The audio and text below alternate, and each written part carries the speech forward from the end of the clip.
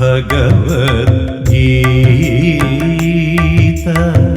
ശ്രീകൃഷ്ണോപദേശഗീത ആദ്യ പദം മുതൽ ധർമ്മത്തിലൂന്നിയ വേദവ്യാസ കവിത. ഹരി ഓം. എല്ലാവർക്കും എൻ്റെ വിനീത നമസ്കാരം. ഭഗവത്ഗീതയിലൂടെ ജീവിത വിജയം. വേദവ്യാസ കവിത. ജീവിത വിജയം എന്നത് നാം കരുതുന്ന പോലെ എന്തോ ഒരു ഉത്തരവാദിത്വം ഏറ്റെടുത്ത് ഉണ്ടാകുന്ന വിജയമല്ല ഇവിടെ ഉദ്ദേശിച്ചത്. ഓരോ ദിവസവും നാം എങ്ങനെ നമ്മുടെ ജീവിതത്തെ കൊണ്ടു നടക്കുന്നു, ഓരോ ദിവസവും നാം കടന്നു പോകുന്ന ജീവിതത്തെ പ്രശ്നങ്ങളുണ്ടാവും, പ്രയാസങ്ങളുണ്ടാവും. പക്ഷെ അതെല്ലാം മാനസികമായി നമ്മളെ അധികം അസ്വസ്ഥമാക്കാതെ കടന്നു പോകുന്നുവെങ്കിൽ, അല്ലെങ്കിൽ അങ്ങനെ കൊണ്ടുപോകാനുള്ളൊരു കഴിവ് നമ്മളിലുണ്ടെങ്കിൽ അവിടെയാണ് വിജയം. അപ്പം ആ ഒരു വിജയം നമുക്ക് കൈവരിക്കണമെങ്കിൽ മനസ്സിനെ നമ്മൾ പാകപ്പെടുത്തേണ്ടതുണ്ട്. ആ പാകപ്പെടുത്തലാണ് ഗീതയിലൂടെ നമ്മൾ നേടിയെടുക്കുന്നത്. അപ്പം അതുകൊണ്ട് നിങ്ങൾ വിചാരിക്കുന്നത് കേവലം ഒരു പരീക്ഷ എഴുതി പാസ്സായി ജോലിക്ക് അപേക്ഷ കൊടുത്തു കിട്ടി, അല്ലെങ്കിൽ കല്യാണം അന്വേഷിച്ചു കിട്ടി, അങ്ങനെ കിട്ടുന്ന ഒരു വിജയമല്ല ഇവിടുത്തെ വിജയം. ഇവിടെ നമ്മളെ സംബന്ധിച്ച് ദൈനംദിന ജീവിതത്തിൽ വിജയം, അതാ വിജയം എന്ന് പറയുന്നത്. ഇവിടെ ഈ വിജയം നമ്മളാണ് ആഘോഷിക്കുന്നത്, നമ്മളാണ് അനുഭവിക്കേണ്ടത്. അപ്പം നാം നേരിടുന്ന പ്രശ്നങ്ങൾ, ആ പ്രശ്നങ്ങളെയൊക്കെ നമുക്ക് വളരെ ലാഘവത്തോടുകൂടി കൈകാര്യം ചെയ്യാനും, എന്നാൽ നമ്മുടെ കർത്തവ്യത്തിൽ പൂർണ്ണമായി മുഴുകി അത് ആസ്വദിച്ച് ചെയ്യാനും ഉള്ളൊരു മാനസികാവസ്ഥ രൂപപ്പെടുത്താൻ സാധിക്കലാണ് വിജയത്തിൻ്റെ ഏറ്റവും വലിയ ലക്ഷ്യം. അപ്പം അതുകൊണ്ട് നമുക്ക് ജീവിതം അങ്ങനെ ആസ്വദിച്ച് പോകണം. കാരണം ഒരു ദിവസം നമുക്കറിയാം, മരണം എല്ലാവർക്കും കടന്നു പോകണം, മരണത്തിലൂടെ. അപ്പോൾ എത്ര കാലം നമ്മൾ ജീവിക്കുന്നു എന്നതിനേക്കാളുപരി എങ്ങനെ നമ്മൾ ജീവിക്കുന്നു എന്നുള്ളതാണ്. അപ്പോൾ സന്തോഷമായിട്ട് സംതൃപ്തിയോടെ കൃതാർത്ഥതയോടെ നമുക്ക് ജീവിക്കാൻ പറ്റുന്നൊരു മാനസികാവസ്ഥ നമ്മൾ രൂപപ്പെടുത്തണം. അപ്പം നമ്മൾ ജീവിതത്തെക്കുറിച്ച് മനസ്സിലാക്കേണ്ടത്, ജീവിതം എന്ന് പറയുന്നത് രണ്ട് കാര്യങ്ങളുടെ ബന്ധങ്ങളാണ്. ഒന്ന് നമ്മളുടെ കോൺഷ്യസ് മൈൻഡ്, രണ്ടാമത്തെ നമ്മുടെ സബ് കോൺഷ്യസ് മൈൻഡ്. ബോധ മനസ്സ് അഥവാ ബുദ്ധി, ഉപബോധ മനസ്സ്. ഈ ഉപബോധ മനസ്സിലാണ് നമ്മുടെ ഇഷ്ടാനിഷ്ടങ്ങളും വാസനകളും വികാരങ്ങളും ഒക്കെ ഇരിക്കുന്നത്. ബോധ മനസ്സിലാണ് നമ്മുടെ കർത്തവ്യങ്ങളും പ്രവൃത്തികളൊക്കെ ഇരിക്കുന്നത്. ഇപ്പം കഴിഞ്ഞ ക്ലാസ്സിൽ നമ്മൾ കണ്ടു, അപ്പോൾ ഈ ചെയ്യുന്ന പ്രവൃത്തികൾ പലപ്പോഴും നമുക്ക് ഇഷ്ടങ്ങൾക്കനുസരിച്ചാവാതെ വരുമ്പോൾ, കിട്ടുന്നത് നമുക്ക് ഇഷ്ടത്തിനനുസരിച്ചാവാതെ വരുമ്പോൾ, ഈ സബ് കോൺഷ്യസ് മൈൻഡ്, ഉപബോധ മനസ്സ് റിയാക്ട് ചെയ്തുകൊണ്ടേയിരിക്കും. അതങ്ങനെ അസ്വസ്ഥമാക്കും, ബഹളം വയ്ക്കും. നമ്മൾ ടി വി ചാനലോ അല്ലെങ്കിൽ റേഡിയോ അല്ലെങ്കിൽ നിങ്ങളുടെ മൊബൈലോ, ഇപ്പം നിങ്ങളുടെ മൊബൈലിൻ്റെ അകത്ത് ഏതെങ്കിലും ഒരു ആപ്പ് തുറക്കണം നിങ്ങൾക്ക് വേണ്ടത്. പക്ഷേ നെറ്റ് വേണ്ടത്ര ഇല്ലാത്തതുകൊണ്ട് കറങ്ങുന്നൊരവസ്ഥ ഒന്ന് ആലോചിച്ച് നോക്കൂ. ഇതുപോലെയാണ് നമ്മുടെ ബുദ്ധിയാകുന്ന ആപ്പ് ഓൺ ചെയ്യുമ്പോൾ, മനസ്സങ്ങനെ റെസ്റ്റ്ലെസ്സായി കറങ്ങുമ്പോൾ ആ ആപ്പ് ഓൺ ചെയ്യാൻ പറ്റാത്തതുപോലെ ഈ പ്രവൃത്തി നന്നാവില്ല. ഇത് മനസ്സിലാക്കിക്കൊണ്ട് നമ്മുടെ മനസ്സിൻ്റെ അസ്വസ്ഥതകളെ നമുക്ക് എങ്ങനെ കുറേ നിയന്ത്രിച്ച് അതിനെ സ്വസ്ഥമാക്കാൻ സാധിക്കും. അപ്പം ഗീത തരുന്ന വലിയൊരു സന്ദേശം എന്താണെന്ന് വെച്ചാൽ, സ്വസ്ഥ മനസ്സിലൂടെ കർത്തവ്യങ്ങൾ ചെയ്യുമ്പോഴാണ് അത് ആസ്വാദ്യമാകുന്നത്. സ്വസ്ഥ മനസ്സിലൂടെ ജീവിത പ്രശ്നങ്ങളെ നേരിടുമ്പോഴാണ് നമുക്ക് കരുത്തുള്ളവരായിത്തീരുന്നത്. അപ്പം ഈ മനസ്സിൻ്റെ സ്വസ്ഥത വളരെ ഇമ്പോർട്ടൻ്റ് ആണ്. ഈ സ്വസ്ഥത എന്ന് പറയുന്നത് ആലസ്യത്തിൽ കിട്ടുന്നതല്ല, അത് നമ്മൾ ഊർജത്തിൽ ഡെവലപ്പ് ചെയ്യുന്നതാണ്. അപ്പം അങ്ങനെ ഊർജമുള്ളൊരു മനസ്സ്, എന്നാൽ അതേസമയം സ്വസ്ഥമായൊരു മനസ്സ്, ഇത് താനെ കിട്ടുകയില്ല. ഇതിന് നിരന്തരമായ ചില സാധനാനുഷ്ഠാനങ്ങൾ വേണം, കൃത്യനിഷ്ഠ വേണം. അതുപോലെ തന്നെ നമ്മൾ രാവിലെ എണീറ്റ് പ്രാണായാമം, പ്രണവോപാസന തുടങ്ങിയ ചില ഉപാസനാദി കാര്യങ്ങൾ കൃത്യനിഷ്ഠയോടെ നാം കൊണ്ടു നടന്നാൽ മനസ്സിൻ്റെ ഏറെക്കുറെയുള്ള പരിഭ്രമം, വെപ്രാളം, അവശത ഇത് കുറയ്ക്കാൻ പറ്റും. ഇപ്പം നമുക്ക് ഓരോരുത്തർക്കും മൈൻഡ് പവർ കൂട്ടാൻ പറ്റും. പലരും പറയണോ ഞാൻ വളരെ ദുർബലനാണ്, എനിക്ക് മാനസികമായി പലതിനും നേരിടാനുള്ള കഴിവില്ല, ശക്തിയില്ല, ഞാൻ വളരെ സെൻസിറ്റീവാണ്, സെൻറ്റിമെൻ്റലാണ്, ഇമോഷണലാണ്, വളരെ ഇതൊക്കെ എന്തുകൊണ്ട് സംഭവിക്കുന്നു ചോദിച്ചു കഴിഞ്ഞാൽ soul depends upon the quality of the mind. As the mind so the life. മറക്കരുത്. അപ്പം മനസ്സെന്ന് പറയുന്ന ഈ ശക്തിയെ, ചിന്തകളാണ്, നമുക്ക് കണ്ണുകൊണ്ട് കാണാൻ പറ്റില്ല. അതുകൊണ്ട് നാം അതിനെ നിരന്തരം പോസിറ്റീവാക്കാൻ, കരുത്തുള്ളതാക്കാൻ പരിശ്രമിച്ചു കൊണ്ടേയിരിക്കണം. മനസ്സിൻ്റെ കാര്യത്തിൽ അവഗണന ചെയ്താൽ അതേ മനസ്സ് പിന്നീട് ദുരന്തങ്ങൾ തരും.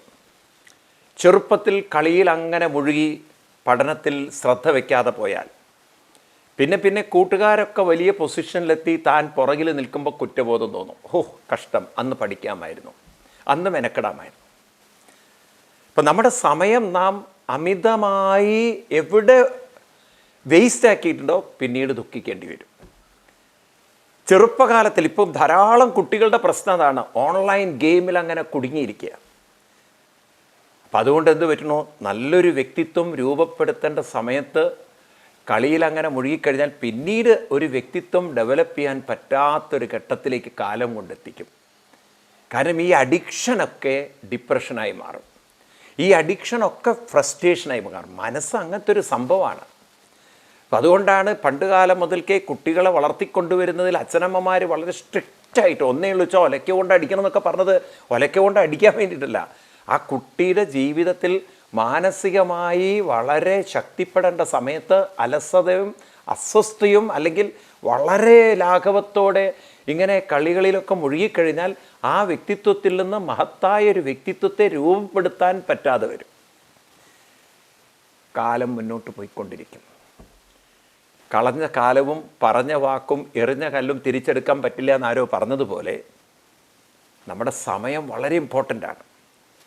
എന്ന് മാത്രമല്ല, കളികൾ അമിതമായി കുരുങ്ങിക്കഴിഞ്ഞാൽ, ചെറുപ്പക്കാരോടൊക്കെ എനിക്ക് പറയാനുള്ളതാണ്, അമിതമായി കുരുങ്ങിക്കഴിഞ്ഞാൽ എന്തുണ്ടാകുമെന്ന് വെച്ചാൽ നിങ്ങളൊരു ടേസ്റ്റ് ഡെവലപ്പ് ചെയ്തു, ഒരു ഇൻട്രസ്റ്റ് ഡെവലപ്പ് ചെയ്തു. അപ്പം നിങ്ങൾക്ക് മറ്റുള്ളതൊക്കെ ബോറടിക്കാൻ പെട്ടെന്ന് പെട്ടെന്ന് പെട്ടെന്ന് കാണാൻ പറ്റും. ഒന്നിലും നിങ്ങൾക്ക് ഇൻട്രസ്റ്റ് വരില്ല. കാരണം ഒന്നിലും അമിതമായ ഇൻട്രസ്റ്റ് വന്നാൽ ബാക്കിയുള്ളതിൽ ഇൻട്രസ്റ്റ് ഉണ്ടാവില്ല. അവരുടെ ജോലി വളരെ കുറേ കഴിഞ്ഞാൽ ജോലി കിട്ടിയാൽ തന്നെ മര്യാദയ്ക്ക് ചെയ്യാൻ പറ്റില്ല. കാരണം അവിടെയും ഈ ഒരു വാസന കിടക്കുകയാണ്. നേരത്തെ ഉണ്ടാക്കി വെച്ച ഒരു അഡിക്ഷൻ അവരെ അമിതമായി മാനസിക താളം തെറ്റിക്കും. അതുകൊണ്ട് മനസ്സിനെ വെച്ച് കളിക്കരുത്. ഇന്ന് നാം മനസ്സിനെ വെച്ച് മനസ്സിൻ്റെ ഇഷ്ടപ്രകാരം കളിച്ചാൽ നാളെ മനസ്സ് നമ്മുടെ ജീവിത താളം തെറ്റിക്കും. അതെപ്പോഴും ഓർത്ത് വെച്ചോളാം. മനസ്സിനെ നമ്മൾ തെറ്റിച്ചോ മനസ്സ് നമ്മളെയും തെറ്റിക്കും. അതുകൊണ്ട് അമിതമായ സ്വാതന്ത്ര്യം മനസ്സിനൊരിക്കലും കൊടുക്കരുത്. ഇപ്പം ചില നിയന്ത്രണങ്ങൾ ആവശ്യമാണ്. അതിനാണ് കൃത്യനിഷ്ഠ. കളിച്ചോളൂ, നിങ്ങൾ മൊബൈൽ എടുത്തോളൂ, പക്ഷേ ഇത്ര സമയം കഴിഞ്ഞാൽ ഞാൻ തൊടില്ല, ഞാനത് തൊടുകയില്ല. അത് നമ്മുടെ നിയന്ത്രണത്തിലാവട്ടെ, നമ്മുടെ മനസ്സിൻ്റെ നിയന്ത്രണത്തിലാവട്ടെ. മനസ്സിനാണോ ശക്തി, ആ എക്യുപ്മെൻറ്റിനാണോ ശക്തി, സ്വയം തിരിച്ചറിയുക. നാളെ എക്യുപ്മെൻ്റ് ഉണ്ടാവില്ല, മനസ്സ് കൂടെ ഉണ്ടാവും. പക്ഷെ അത് ദുർബല മനസ്സായാൽ എന്ത് കാര്യം? കാരണം ഒരു ഉത്തരവാദിത്വം നമുക്ക് ചെയ്യാൻ പറ്റില്ല. ആ കോൺഫിഡൻസ് നമ്മൾ കളഞ്ഞു വിളിച്ചു. അതുകൊണ്ട് മുന്നോട്ടുള്ള പുരോഗതി ഏറെ അത് ബാധിക്കും. ഇനിയാണെങ്കിലോ പെർഫോമൻസ് ബേസ്ഡ് ആയിരിക്കും നമ്മുടെ പ്രൊമോഷൻസൊക്കെ. പണ്ട് കാലത്തൊക്കെ പ്രായം നോക്കിയിട്ടൊക്കെ ആളുകൾക്ക് ജോലി കൊടുത്തിരുന്നു. ഇപ്പോൾ ഓരോരുത്തരെയും പെർഫോമൻസ് നോക്കിയിട്ട്, ഞാൻ വിദേശ രാജ്യങ്ങളിലൊക്കെ കണ്ടിട്ടുണ്ട്, ഒരുപക്ഷെ ഹൈലി ക്വാളിഫൈഡ് ആയിരിക്കും, എൻജിനീയറൊക്കെ ആയിട്ടായിരിക്കും വന്നിട്ടുണ്ടാവുക ജോലിക്ക്. പക്ഷേ പെർഫോമൻസ് നോക്കിയിട്ട് അവസാനം എത്തുന്ന സ്റ്റോർ കീപ്പറായിരിക്കും. പക്ഷെ അതേ സ്ഥലത്ത് സ്റ്റോർ കീപ്പറായിട്ടുള്ള കയറിയ ആൾ വലിയ സൂപ്പർവൈസറായിട്ട്, എൻജിനീയറെ പോലും കൺട്രോൾ ചെയ്യുന്ന സൂപ്പർവൈസറായിട്ട് ഞാൻ കണ്ടിട്ടുണ്ട്. നേരിട്ട് കണ്ടിട്ടുണ്ട്. അപ്പം എങ്ങനെ ഒരാൾ അവിടെ എത്തിയത്, ഒരാൾ എങ്ങനെ താഴെ എത്തിയത്? കാരണം താഴെ എത്തിയ ആൾക്ക് മാനസികമായ വികാസമുണ്ടായില്ല, ബുദ്ധിയിൽ എന്തോ വിദ്യാഭ്യാസമൊക്കെ ഉണ്ടായി. ഇന്നിപ്പോൾ കേരളത്തിലൊക്കെ അതാ സംഭവിച്ചുകൊണ്ടിരിക്കുന്നത്. വളരെ ബുദ്ധിപരമായ വികാസത്തിന് അച്ഛനമ്മമാർ ശ്രമിക്കുന്നുണ്ട്. പക്ഷേ കുട്ടികൾ മാനസിക വികാസത്തിനും കൂടി ശ്രമിക്കണം. അതിനാണ് കുറച്ച് നേരം ഇരുന്ന് പ്രാണായാമവും പ്രണവവും ജപവും പരിശീലിച്ച് മനസ്സ് ജപിക്കുമ്പോൾ നമ്മുടെ ശ്രദ്ധ മനസ്സിലേക്ക് കൊണ്ടുവന്ന് ഒരു കളിയിൽ മുഴുകാൻ മനസ്സിന് പറ്റുമെങ്കിൽ എന്തുകൊണ്ട് ജപത്തിൽ മുഴുകിക്കൂടാ? എന്തുകൊണ്ട് ഇത്തിരി പ്രാണായാമം പ്രണവം അതിൽ മുഴുകിക്കൂടാ? അപ്പം അങ്ങനെ മനസ്സ് ഇതിലൊന്നും മുഴുകില്ല, ഞാൻ അതിൽ മാത്രമേ ലയിക്കുള്ളൂ എന്ന് കണ്ടാൽ അത് അപകടകാരിയായ മനസ്സാണ് തിരിച്ചറിയുക. കളിയിൽ മുഴുകാൻ പറ്റുന്ന മനസ്സിന് ജപത്തിൽ മുഴുകാൻ പറ്റണം. അത് നമ്മൾ കണ്ണടച്ച് പരിശീലിക്കണം. അപ്പം അങ്ങനെ നമ്മൾ മനസ്സിന് ചില ജോലി അങ്ങോട്ട് കൊടുത്ത് അതിലെല്ലാം മനസ്സിനെ ഇൻവോൾവ് ചെയ്യിച്ചു കൊണ്ടുവന്നാൽ ആ മനസ്സ് ക്രമേണ നമ്മൾ പറയുന്ന അനുസരിക്കും. നമുക്കിഷ്ടമില്ലാത്ത ജോലികൾ വന്നാലും ഇഷ്ടമില്ലാത്ത ഉത്തരവാദിത്തങ്ങൾ ഏറ്റെടുക്കേണ്ടി വന്നാലും മനസ്സ് വർക്ക് ചെയ്യും. കാരണം മനസ്സ് എവിടെ സ്വസ്ഥമായി വർക്ക് ചെയ്യുന്നോ ആ വർക്ക് പെർഫെക്റ്റ് ആയിരിക്കും. ഞാൻ ചെറുപ്പക്കാരോട് പ്രത്യേകിച്ച് പറയുകയാണ്, നിങ്ങളെപ്പോഴും ഓർക്കണം, ഒരിക്കലും കുര്യാത സഖ്യം മന എന്ന് ഭാഗവത്തിൽ പറയും. മനസ്സിനെ മാത്രം വിശ്വസിക്കരുത്. കാരണം നിങ്ങൾ ഉണ്ടാക്കി വെച്ച ഇഷ്ടാനിഷ്ടങ്ങളുടെ ലോകം, അതിനനുസരിച്ചല്ല നാളെ ജീവിതം വരിക എന്നെപ്പോഴും ഓർത്തോളൂ. അപ്പം നിങ്ങളെന്നും അസ്വസ്ഥരായിട്ടും ഫ്രസ്ട്രേറ്റഡ് ആയിട്ടും ഡിപ്രസ്ഡ് ആയിട്ടും കംപ്ലൈൻറ്റ് പറയുന്നവരായിട്ടും ജീവിക്കേണ്ടി വരും. അത് വേണോ? നിങ്ങൾക്ക് ജീവിതം ആസ്വദിച്ച് മുന്നോട്ട് പോകണം. ഏതുത്തരവാദിത്വവും ഏറ്റെടുക്കാനുള്ള ഒരു കഴിവ് മനസ്സിന് വേണം. അതിന് നിങ്ങൾക്ക് മനസ്സിനെ ഒന്ന് തയ്യാറാക്കേണ്ടതുണ്ട്. അതാണ് ഗീത കാണിച്ചു തരുന്ന വഴി. അപ്പം അതുകൊണ്ട് നമ്മൾ പലരും പറയും, ഓ അതെൻ്റെ ഫീൽഡല്ല, ഇതെൻ്റെ ഫീൽഡാണ്. ഇതൊക്കെ ആര് പറയണു? മനസ്സുണ്ടാക്കിയ ഫീൽഡാണ്. മനസ്സിനേത് ഫീൽഡും നിവൃത്തിയില്ലെങ്കിൽ മനസ്സ് ചെയ്തിരിക്കും. നമ്മൾ പറയും ഗതികെട്ടാൽ പുല്ലും തിന്നുന്നു. പറയണത് ശരിയാണ്. പണ്ടാരോ പറഞ്ഞു ഗതികെട്ടാൽ പുല്ലും തിന്നില്ല എന്ന്. അങ്ങനെയല്ല, ഗതികെട്ടാൽ പുല്ല് തിന്നും. കാരണം വിശപ്പ് സഹിക്കാൻ വയ്യില്ലെങ്കിൽ പുല്ലല്ലെങ്കിൽ എന്ത് വേണമെങ്കിൽ കഴിക്കും. അത് പണ്ട് ഒരു കഥ സംഭവിച്ചിട്ടുണ്ടെന്നാണ് പറയുന്നത്, അറിയില്ല. ഒരിക്കലൊരു വിദേശത്തേക്ക് പോകുന്ന പ്ലെയിൻ എവിടെയോ അപകടത്തിലായി. അപ്പം അതിലൊരു സർദാർജി ഉണ്ടായിരുന്നു അത്രേ. അപ്പോൾ ഈ പ്ലെയിനിൽ നിന്ന് അത്ഭുതകരമായി രക്ഷപ്പെട്ട ഒരേ ഒരാൾ സർദാർജി. പക്ഷേ ഈ പ്ലെയിൻ വീഴുന്ന സമയത്ത് കാട്ടിലാണ് ഇത് അപകടത്തിലായത്. ഇയാൾ എങ്ങനെയോ തെറിച്ചു പോയിട്ട് മരച്ചില്ലകളിലൊക്കെ ചെന്ന് വീണ് ഇയാളുടെ ഡ്രസ്സൊക്കെ കീറി അവസാനം ഇയാളുടെ തലക്കെട്ടൊക്കെ പോയി. അങ്ങനെ ഒരു ശരീരത്തിൽ വസ്ത്രമൊന്നുമില്ല, അത്ര കീറിയൊക്കെ അവിടെ തൂങ്ങി. എങ്ങനെയെങ്കിലുമൊക്കെ അയാൾ താഴെ എത്തി. കുറച്ച് മുറിവൊക്കെ ഉണ്ടായിരുന്നു. അങ്ങനെ എന്തിനു പറയണു, സർദാർജി ഒരു 8-9 ദിവസം ആ കാട്ടിൽ അങ്ങനെ കഴിച്ചു കൂട്ടി. വിശപ്പ് സഹിക്കാൻ വയ്യ ആൾക്ക്. അവസാനം ആ കാട്ടിൽ കണ്ടൊരു കമ്പ് എടുത്ത് കഴിക്കാൻ തുടങ്ങി, മരത്തിൻ്റെ കമ്പ്. കുറച്ച് കഴിഞ്ഞപ്പോൾ അതിനൊരു രുചി ഇങ്ങനെ തോന്നണം. ആ കമ്പ് കഴിച്ച് അതിനോടൊരു രുചി തോന്നി ആൾക്ക്. വേറെ ഒന്നും കിട്ടാനില്ല, ഇലകളൊക്കെ ഭയങ്കരമായിപ്പോയി, ഈ കമ്പിനൊരു രുചി. അങ്ങനെ പ്ലെയിൻ ക്രാഷ് വന്നതിനെക്കുറിച്ച് ഇൻവെസ്റ്റിഗേഷനൊക്കെ നടത്തി ആളുകൾ വന്ന് നോക്കുമ്പോൾ ഒരാളിങ്ങനെ കമ്പ് കഴിക്കണം. അപ്പോൾ ഇയാളെ പിടിച്ചൊക്കെ കൂടെ കൊണ്ടുപോയി. ഇയാളാണെങ്കിലോ ഈ വസ്ത്രമൊക്കെ കഴുകാനൊന്നും പറ്റാതെ ഇയാൾക്ക് വല്ലാതെ അസഹ്യത വന്ന് എല്ലാ വസ്ത്രവും എടുത്ത് അഴിച്ചിട്ടിരിക്കുകയാണ്. കളഞ്ഞു കുറേ. അവസാനം ഇദ്ദേഹത്തിന് ഒരു പ്രാകൃത മനുഷ്യനാണെന്ന് കരുതിയിട്ട്, കാരണം പ്ലെയിനിലുള്ളവരൊക്കെ മരിച്ചു എന്നാണ് അവർ കരുതിയത്. ഇയാൾ കാരണം മൂട്ടിയൊക്കെ ഭയങ്കരമായിട്ട് വളർത്തി, താടിയൊക്കെ നീട്ടി. കാരണം സർദാർജിയല്ലേ, വലിയൊരു ശരീരവും, മരക്കഷ്ണം കഴിക്കണം അല്ലെങ്കിൽ കമ്പ് കഴിക്കണം. ഇയാളെ പിടിച്ചിട്ട് സൂല് കൊണ്ടുപോയിട്ടു ആ നാട്ടിൽ. കാരണം ഇങ്ങനൊരു അത്ഭുതകരമായ മനുഷ്യൻ ഇതുവരെ ആരും കണ്ടില്ല, കമ്പ് കഴിക്കണ മനുഷ്യൻ. പിന്നെ അവർ അഡ്വർടൈസ്മെൻറ്റ് ചെയ്തു, ഇങ്ങനെ അത്ഭുതകരമായി കമ്പ് കഴിക്കുന്ന ഒരു മനുഷ്യനെ ഞങ്ങൾക്ക് കാട്ടിൽ നിന്ന് കിട്ടിയെന്ന്. ആളുകളൊക്കെ അതിശയപ്പെട്ടു, ഈ കമ്പ് കഴിക്കണ മനുഷ്യനോ? ഒരുപക്ഷെ പ്രാകൃത മനുഷ്യനാവും, ഈ കാട്ടുജീവി എന്നൊക്കെ പറയില്ലേ, കാട്ടുവാസി എന്നുള്ളത്. അങ്ങനെ കൊണ്ടുവന്ന ആളുകളൊക്കെ പിന്നെ ഇദ്ദേഹത്തിന് കമ്പ് വാങ്ങിച്ചു കൊടുക്കാൻ തുടങ്ങി.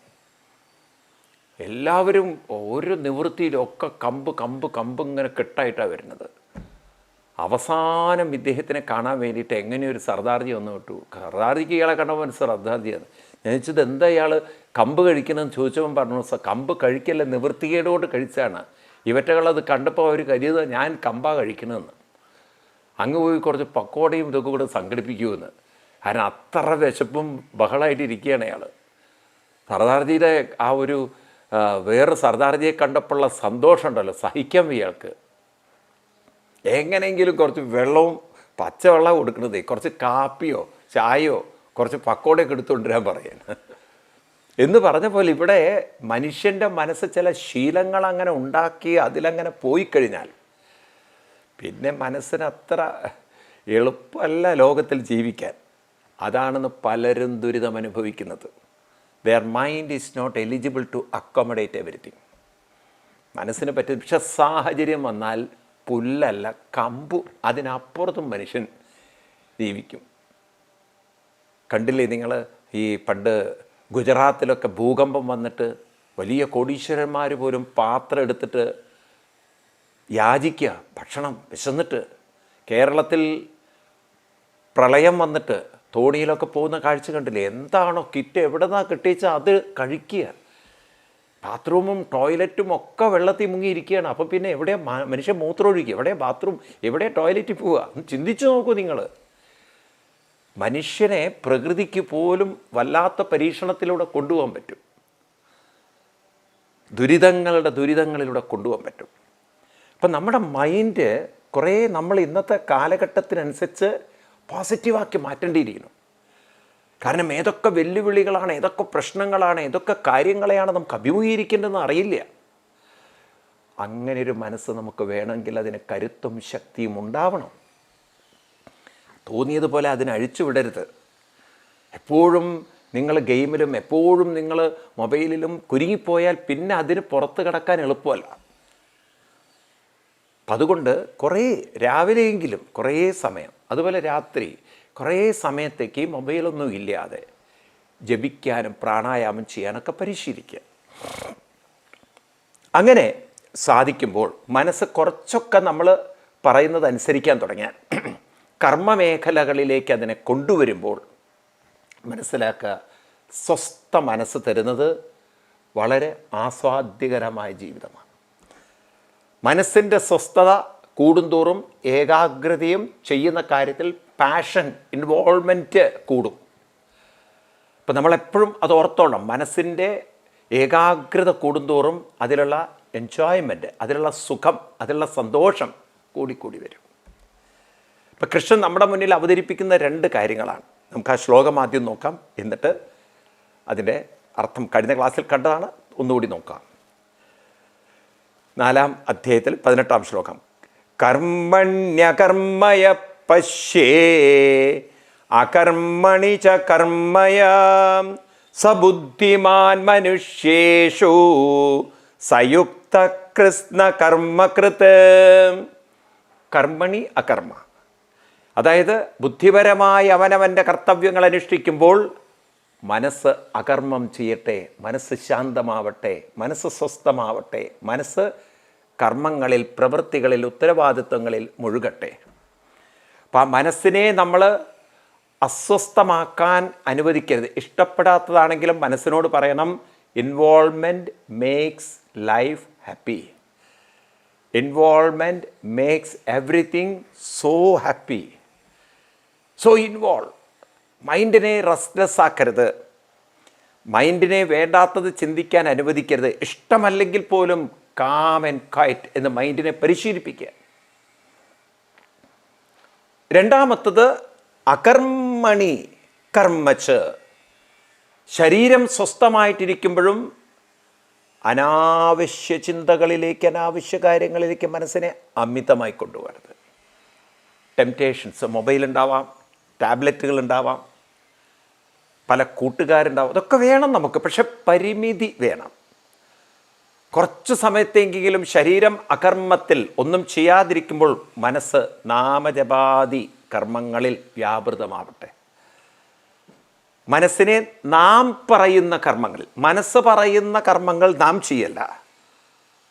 നോക്കൂ, നമ്മളെ സംബന്ധിച്ച് രണ്ട് വെല്ലുവിളികളാണ്, അത് നിങ്ങൾ മനസ്സിലാക്കണം. ബുദ്ധിപരമായ കർത്തവ്യം നമ്മൾ ചെയ്യുമ്പോൾ മനസ്സ് ഇഷ്ടപ്പെടാത്താണെങ്കിൽ അത് അസ്വസ്ഥമാവും, അത് വെറുതെ ബോറടിക്കണോ മടുത്തോ എങ്ങനെയെങ്കിലും പോയാൽ മതി മതിയായി ഇങ്ങനെ ബോറടിക്കും. അത് മുഴുവൻ രോഗങ്ങളാണ്. രണ്ടാമത്തത് മനസ്സുണ്ടാക്കുന്നത് എവിടെയെങ്കിലും ഒന്ന് സ്വസ്ഥമായിട്ടിരുന്നാൽ അപ്പം മനസ്സ് വേണ്ടാത്ത ചിന്തകളായി മൊബൈൽ എടുപ്പിക്കും, അതെടുപ്പിക്കും, പലതിനോടും അഡിക്ഷൻ ഉണ്ടാക്കും. അപ്പോൾ ഒരു പ്രവൃത്തി ചെയ്യേണ്ട കർത്തവ്യത്തിലോട്ട് മുഴുകാനും പറ്റുന്നില്ല. ഒന്നുകിൽ ആലസ്യം, അസ്വസ്ഥതയും. രണ്ടാമത്തത് എന്തെങ്കിലും നമ്മൾ ഒന്ന് കുറച്ചു നേരം സ്വസ്ഥമായിട്ടിരിക്കുക, ഒന്ന് സമാധാനമായിട്ടിരിക്കുക എന്ന് ചോദിക്കുമ്പോൾ മനസ്സ് അപ്പോഴേക്കും നമ്മളെ പലതിലേക്ക് കൊണ്ടുപോകും. അപ്പം അതൊന്ന് മനസ്സിലാക്കണം.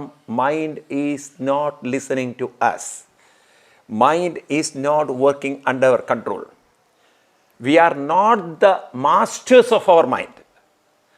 ഈ മൈൻഡാണ്, ഈ മങ്കി മൈൻഡാണ് നാളെ നമുക്ക് വലിയ ദുഃഖങ്ങൾ ഉണ്ടാക്കുന്നതെന്ന് ഇപ്പോഴേ തിരിച്ചറിഞ്ഞാൽ രക്ഷപ്പെട്ടു. അപ്പം അതുകൊണ്ട് ആ മനസ്സിനെ ഉയർത്താൻ എന്താ വഴി? കർമ്മണി അകർമ്മയ. കർത്തവ്യങ്ങൾ ചെയ്യുമ്പോൾ, ഉത്തരവാദിത്വങ്ങൾ നിറവേറ്റുമ്പോൾ, അവനവൻ്റെ ധർമ്മങ്ങൾ അനുഷ്ഠിക്കുമ്പോൾ മനസ്സിനോട് പറയണം, മനസ്സ് എൻജോയ് ചെയ്യൂ, പ്ലീസ്, നീ വേണ്ടാത്തൊന്നും ചിന്തിക്കണ്ട, പ്ലീസ് ഇതിൽ ഇൻവോൾവ് ചെയ്യൂ, ഐ ലവ് ഇറ്റ്, ഇതുകൊണ്ട് പലർക്കും പ്രയോജനം ഉണ്ടാവട്ടെ, ഇതുകൊണ്ട് പലർക്കും നന്മയുണ്ടാവട്ടെ, മറ്റുള്ളവർക്ക് സന്തോഷമുണ്ടാവട്ടെ. മനസ്സിനെ അങ്ങനെ പരിശീലിപ്പിച്ച് നമ്മൾ ശാന്തമാക്കണം. രണ്ട്, മനസ്സ് ശരീരം സ്വസ്ഥമാകുമ്പോൾ കർമ്മനിരതമാവട്ടെ. കുറച്ചു നേരം കണ്ണടച്ച് ജപിക്കാനും ഭജിക്കാനും ധ്യാനിക്കാനും ഒക്കെ നമുക്ക് സാധിക്കട്ടെ. അങ്ങനെ മനസ്സെന്ന് പറയുന്ന ശക്തിവിശേഷത്തെ നാം ചോദിക്കണം, നാം ആണോ മനസ്സിൻ്റെ അടിമ, അതോ മനസ്സ് നമ്മുടെ കൺട്രോളിൽ വരണോ? Who is the leader? അപ്പം നമ്മളാണ് ലീഡർ ആവണമെങ്കിൽ നമ്മൾ ആ മനസ്സിനെ പരിശീലിപ്പിച്ചേ പറ്റുള്ളൂ. അങ്ങനെ ക്രമേണ നമുക്ക് കിട്ടുന്നത് ബുദ്ധിമാൻ മനുഷ്യേഷു. അങ്ങനെയുള്ളവർ വളരെ ബുദ്ധിമാന്മാരാണ്. കാരണം അവർക്ക് ജീവിതത്തിൻ്റെ രഹസ്യം പിടികിട്ടി. എന്താ സന്തോഷം? Mind involvement in action. Mind when it involved in action. അപ്പം mind is in action and our conscious mind or our intellect is in action. ഒരു വശത്ത് നാം നമ്മുടെ കടമ ചെയ്യുന്നു, വേറൊരു വശത്ത് നാം അത് ആസ്വദിക്കുന്നു. ഈ ആസ്വാദനം മനസ്സിൻ്റെയാണ്. കടമ ചെയ്യൽ നമ്മുടെ ബുദ്ധിയുടെ പ്രവൃത്തിയാണ്, ഞാനെന്ന അഹന്തയുടെ സ്വഭാവമാണ്. അപ്പം അപ്രകാരം ആരാണോ പ്രവർത്തിക്കുന്നത്, ബുദ്ധിമാൻ മനുഷ്യേഷു. Among all human beings, such a person is such a highly intelligent, brilliant, great, respectful. ആ ഒരു മാനസികാവസ്ഥ നേടിയവരെയാണ് കൃഷ്ണൻ ബുദ്ധിമാൻ എന്ന് പറയുന്നത്. അല്ലാതെ നമ്മൾ കുറേ പുസ്തകം ഹാർട്ട് പഠിച്ച് പരീക്ഷ പാസ്സായി അങ്ങനെ വരുന്നവരല്ല കൃഷ്ണൻ ബുദ്ധിമാൻ എന്ന് വിളിക്കുന്നത്. അങ്ങനെയുള്ളവർ സയുക്ത കർമ്മ കൃഷ്ണകർമ്മകൃത്, അവർക്ക് കർമ്മത്തിൻ്റെ സകല രഹസ്യവും മനസ്സിലാക്കിയിട്ടുള്ളവരാണ്. അപ്പം അപ്രകാരമുള്ള ഒരു വ്യക്തിത്വത്തെ നമ്മളിലൂടെ രൂപപ്പെടുത്താൻ നമുക്ക് നിരന്തര പരിശ്രമം കൊണ്ട് സാധിക്കുമെന്ന് കൃഷ്ണൻ ഉറപ്പു തരികയാണ്. അപ്പം ഇവിടെ നമ്മളാരും ജീവിതത്തിൽ ദുഃഖിക്കാനല്ല വന്നത് നമുക്കറിയാം, തളരാനല്ല വന്നത്. പക്ഷെ ദുഃഖിക്കുന്നതിനും തളരുന്നതിനും പ്രയാസപ്പെടുന്നതിനും കാരണം ഓൾ ബിക്കോസ് ഓഫ് നമ്മൾ മനസ്സിനെ അഴിച്ചുവിടുന്നത് കൊണ്ടാണ് തിരിച്ചറിയുക. അപ്പം അങ്ങനെയുള്ളൊരു മനസ്സിനെ നമുക്ക് ശരിയാക്കിയെടുക്കാൻ പറ്റും എന്ന് കൃഷ്ണൻ ഉറപ്പു തരികയാണ്. എന്നിട്ട് കൃഷ്ണൻ കൂടുതൽ വിശദീകരിക്കുന്നുണ്ട്. അത് നമുക്ക് അടുത്ത ക്ലാസ്സിൽ ഡീറ്റെയിൽ ആയിട്ട് കാണാം. അതുവരെ എല്ലാവർക്കും നന്ദി, നമസ്കാരം, പ്രണാം, ഹരി ഓം. വേദവ്യാസ കവിത